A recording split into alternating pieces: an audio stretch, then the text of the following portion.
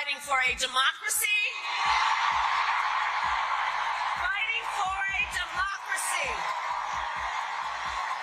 And understand the difference here. Understand the difference here moving forward. When they asked her about the gun. Yes. And she, yeah, I got a Glock. What kind? Yes. And her answer was, Yeah. And Those were invented by nervous white people around black people. Tyrus just put Kamala Harris on the spot. And let's be real, she's been sitting there for years with clumsy speeches, nervous chuckles, and responses that sound like puzzles nobody wanted. This isn't your standard political comeback. This is a full-on roast where Tyrus tears into the endless rambling, the forced laughter, and the painfully staged motivational moments. If you thought Kamala's speeches were hard to follow before, just wait until you hear how Tyrus breaks them down. You won't be able to forget it. And the VP Harris, she won't go to the border, probably because she'd rather take the magic school bus to the moon. You guys are gonna see. You're gonna literally see the craters on the moon with your own eyes. Oh my goodness. With your own eyes, I'm telling you, it is gonna be unbelievable. With your own eyes. Before we keep going, hit that like button and subscribe because you know you don't want to miss this one. Kamala Harris is living proof that you can fail upward so hard it looks like you're breaking the laws of gravity. Forget Elon Musk and his rockets. This woman is the only person alive who managed to launch herself into the vice presidency powered solely by giggles, rambling speeches, and a grin that practically shouts, "I definitely practiced this in the mirror." President Kamala Harris getting mocked and criticized once again after dishing out another one of her now notoriously scrambled responses, which her critics have taken to calling a word salad. The vice president was meeting with the Jamaican prime minister, for example, when she blurted this out. For Jamaica, one of the issues that has been presented as an issue that is economic in the way of its impact has been the pandemic. So to that end, we are announcing today also that we will assist Jamaica in COVID. It's like America asked, what's the worst possible audition tape for leadership we could ever approve? And Kamala showed up with a resume that reads like a fever dream of confusion. Prosecutor turned politician turned whatever it is she's supposed to be now. The vice president's job is known for being mostly symbolic, but Kamala somehow turned it into performance art. Every time she speaks, it feels like the opening scene of a sitcom nobody wanted to put on the air. So, I think it's very important, as you have heard from so many incredible leaders, for us at every moment in time, and certainly this one, to see the moment in time in which we exist and are present, and to be able to contextualize it, to understand where. And the laugh. Dear God, the laugh. That shaky, nervous cackle isn't the sound of a confident stateswoman. It's more like a middle school kid who just got caught cheating on a test, but thinks forcing it into awkward humor will get her out of trouble. She could be asked about the most serious global crisis, and she'll fire back with the kind of laugh you'd hear at a backyard cookout when somebody wipes out on the potato salad. Picture sitting in a room with world leaders, and suddenly the background noise feels like an audition tape for the Joker.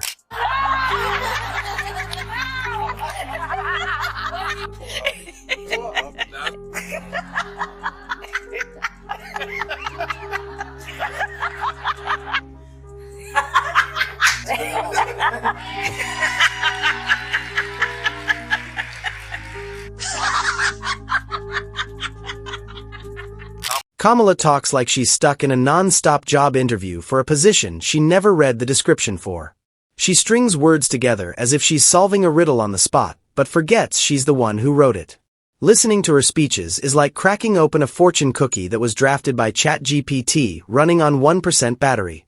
You keep waiting for the thought to land, but instead it unravels into a TED Talk about absolutely nothing. Do you regret not voicing your opinion in that moment? Yes, and I actually have reflected on that, and I've written about that. I realized. Would it have mattered if you did? I don't know. And this is the person who's just one heartbeat away from the Oval Office.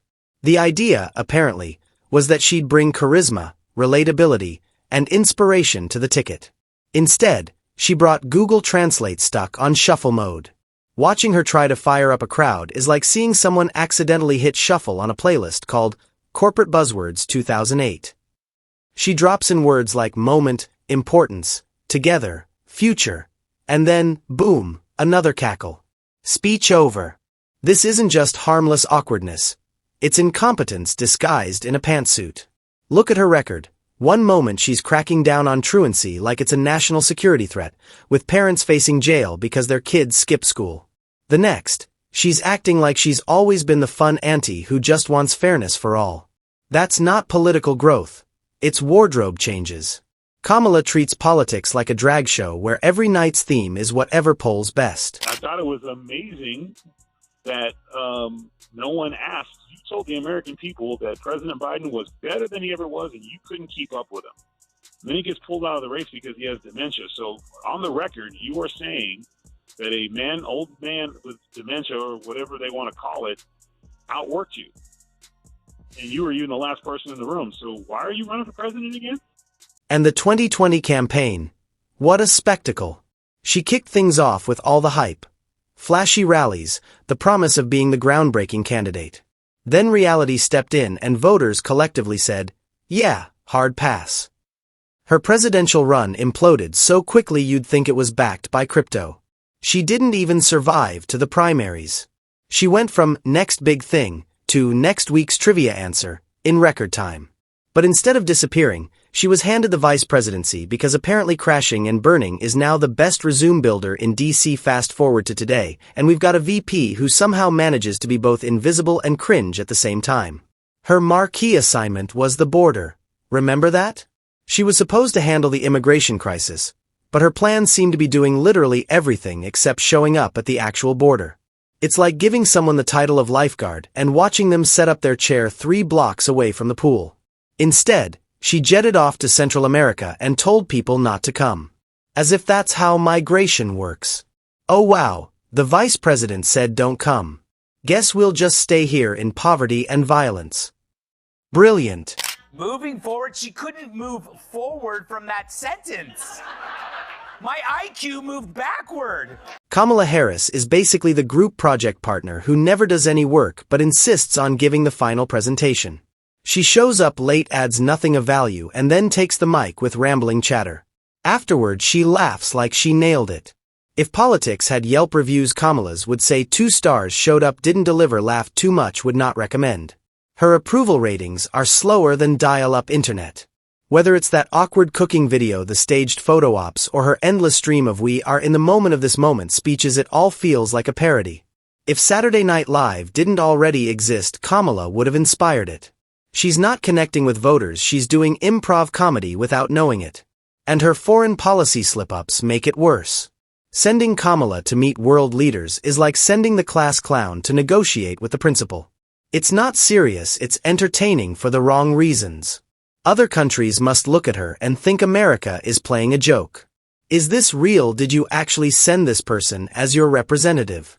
Imagine being a diplomat who prepared for months only to sit across from someone explaining global conflict like she's running kindergarten circle time. Worst things that you can say to people. Yeah. But I help people who harm people. God bless, good night, that's my time. That's what... I think it's an excellent thing to acknowledge to a therapist. Yes. The real kicker is that Kamala was supposed to be the future of the Democratic Party, a rising star, the trailblazer. Instead, she has turned into a warning story of what happens when hype meets reality. She's the political version of buying a flashy new gadget that breaks after one use.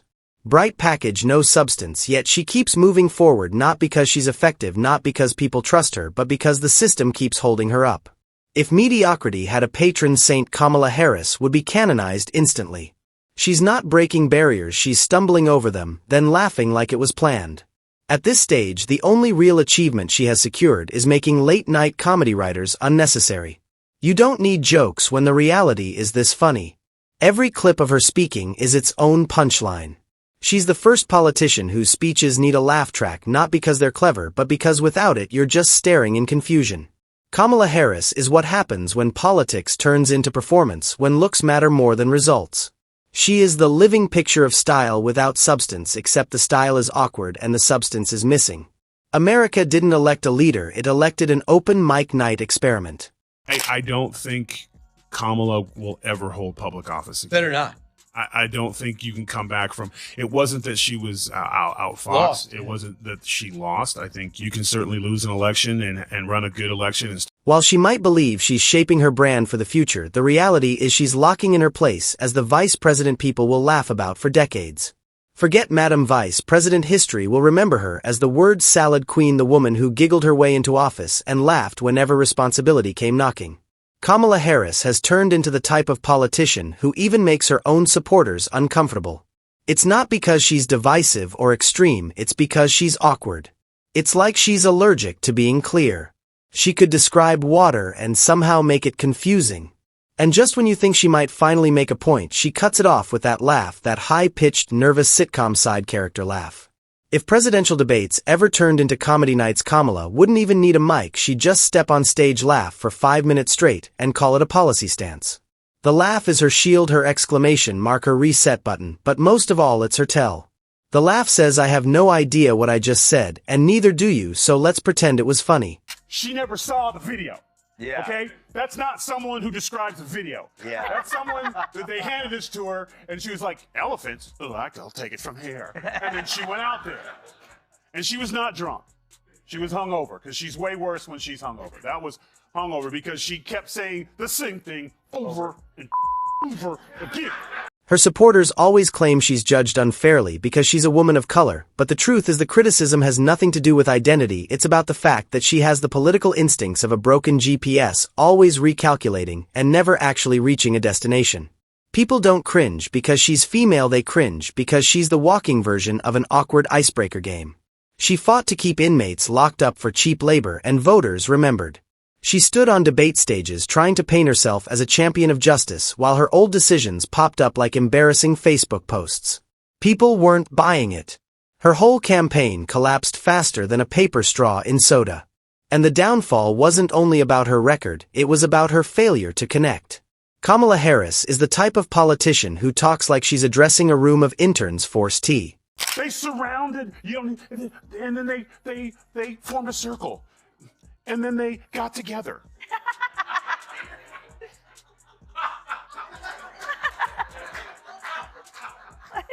Go the way. And somehow that was enough to land the vice presidency, not because she earned it, not because the people demanded it, but because the Democratic Party wanted a historic choice. And yes, it was historic, just not in the way they imagined.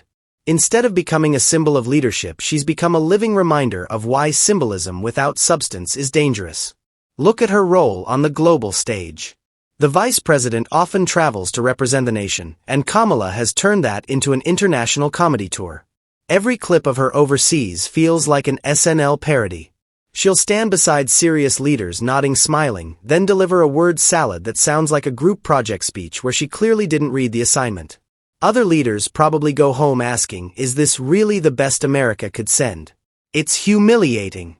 Her solution was telling people not to come, as if migration was just about giving folks a friendly reminder. That's not leadership, that's Walmart customer service. Even her attempts to appear relatable are cringeworthy. That cooking video where she chopped vegetables like she was trying out for Food Network's blooper reel, awkward.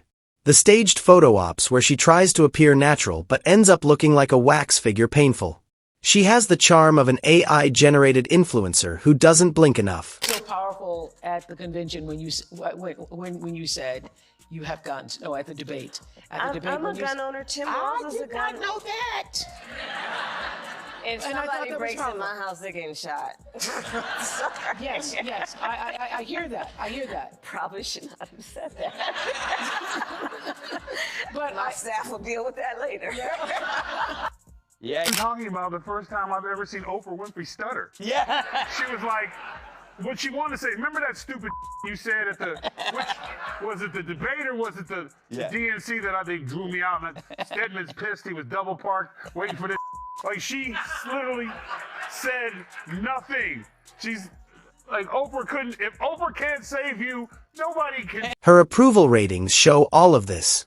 They're not low because she's unfairly attacked, they're low because no one is buying what she's offering. Her numbers stay buried at the bottom, and when pollsters ask people how they feel about her, the most common response is basically meh. That's the problem. She doesn't spark love. She doesn't spark hate. She sparks indifference. And indifference is political death. Her speeches are their own form of comedy, each one a lesson in saying absolutely nothing with maximum excitement. She'll loop words in a circle like she's chanting a spell, and by the end, no one remembers the question. We're watching someone who couldn't survive the 2020 primaries, who can't break 40% approval, who struggles to form a sentence without drifting into nonsense, yet she's still treated as next in line. That's not meritocracy, that's desperation. Kamala Harris is the political version of a participation trophy. She didn't win, she was just there. She didn't inspire, she was just available. She didn't lead, she just laughed. Her rise isn't about talent or vision, it's about box checking, about optics over outcomes, about hype over substance. You know what happened, Greg? The teleprompter went up and they cheered too long. Yeah. And she panicked because all she couldn't remember the connection word. So she panicked. This ain't close, I'm telling you. And in a way, that's what makes her such a fitting symbol of modern politics. Because Kamala isn't the exception, she's the template. Politicians today aren't rewarded for competence, they're rewarded for appearance. And Kamala Harris is all appearance. Unfortunately for her, the image she projects is less leader of the free world and more confused camp counselor trying to kill time before the bus shows up. Kamala Harris set out to make history, and she did, but not as the trailblazer she pictured. Instead, she became the punchline. And maybe that's fitting, because sometimes history doesn't crown you as the hero, it crowns you as the warning. Kamala Harris will be remembered as the case study in how not to lead, how not to inspire, how not to connect. She wanted to be the moment, instead she became the meme.